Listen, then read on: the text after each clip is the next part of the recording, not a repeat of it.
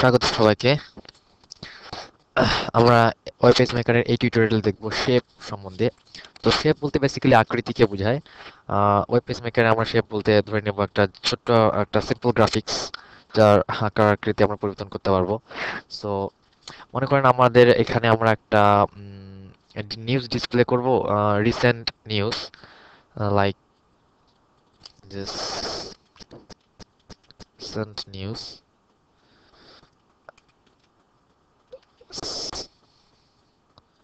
ওকে, okay, টেক্সটটা ছোট করে নেই, bold, century gold. Okay, recent news আমাদের এখানে থাকবে, আর তার পাশে আমাদের এখানে আমরা কিছু টেক্সট আমরা লিখবো।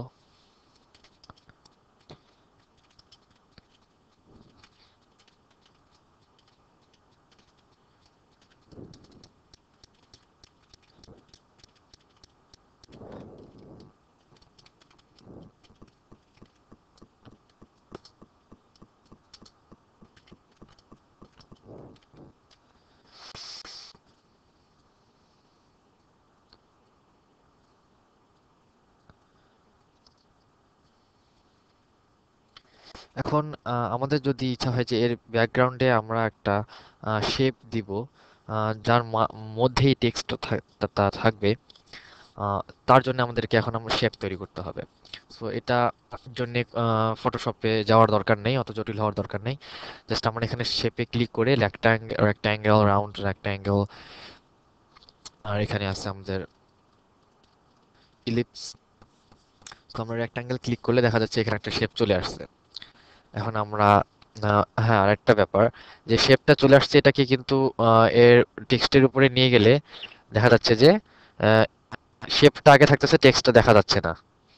তো এটা একটা ওয়েব পেজ মেকার একটা বড় সমস্যা। এটাকে আহ, ভবিষ্যতে ডেভেলপ করে ঠিক করা যেতে পারে যদি টাইম পাই। সো তো এটার জন্য আমাকে করতে হবে কি, যে এই টেক্সটটাকে রিসেন্ট তৈরি করতে হবে। মানে এটাকে আবার আমরা যদি কাট করি, আবার যদি পেস্ট করি, তাহলে দেখা যাচ্ছে যে এর উপরে চলে আসতেছে। যখনই আমাদের এই সমস্যাটা হবে, আমরা যে জিনিসটাকে উপরে নিয়ে আসতে চাবো সেটাকে কাট পেস্ট করব, দেন এটা চলে আসবে।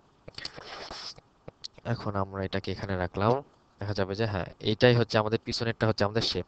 তো এখন এখন আমরা দেখবো যে এটার ডিজাইন করতে হয় কিভাবে। ওটার জন্য আমাদেরকে এখানে রাইট ক্লিক করে প্রপার্টিসে যাইতে হবে। শেপের মধ্যে রাইট ক্লিক করে প্রপার্টি, রাইট ক্লিক করে সরি রাইট ক্লিক করে আমরা আসবো প্রপার্টিতে। আসার পর এখানে আমরা শেফ প্রপার্টি দেখতে পারতেছি।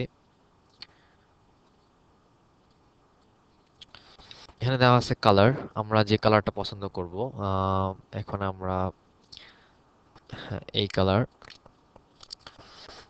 দেন এটা হচ্ছে আমাদের আউটলাইন। এই আমাদের বর্ডারের আউটলাইনটা কেমন হবে, আমরা আউটলাইনটা এই কালারের দিলাম।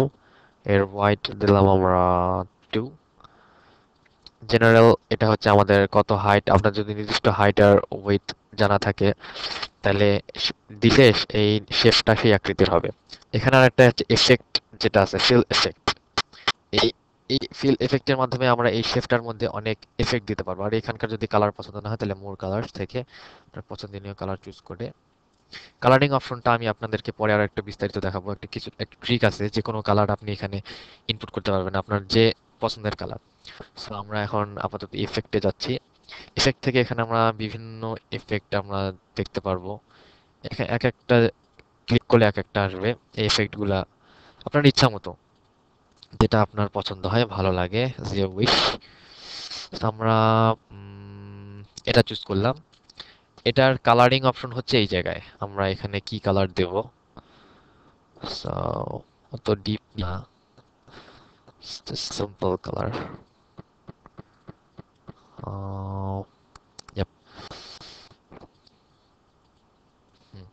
ওকে, ওকে, এই যে এখানে দেখা যাচ্ছে আমাদের। আচ্ছা, আমরা এটাকে আরেকটু ডিপ করে দেই। হ্যাঁ, এখানে আমাদের একটা শেপ দেখা যাচ্ছে।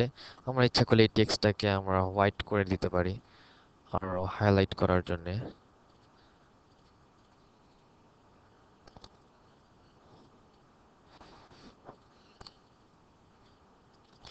ওকে, ওখানে দেখা যাচ্ছে যে আমরা একটা সুন্দর একটা পিছনে শেপ তৈরি করে ফেললাম। তার উপরে টেক্সট বা যে কোনো, আমরা এই শেপটা যে কোনো জায়গায় ইউজ করতে পারি। অনেক সময় এই যে আমরা এখানে যে দেখতে পারতেছি যে এই এই লাইনটা আমাদের, যে হরিজন্টাল লাইনটা, এই লাইনটাও আমরা শেপের মাধ্যমে দিতে পারি। এই লাইনটাও আমরা শেপের মাধ্যমে দিতে পারি খুব সহজেই।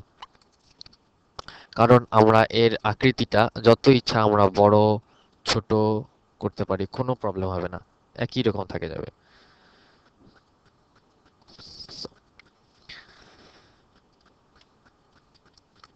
দেখা হবে নেক্সট টিউটোরিয়ালে।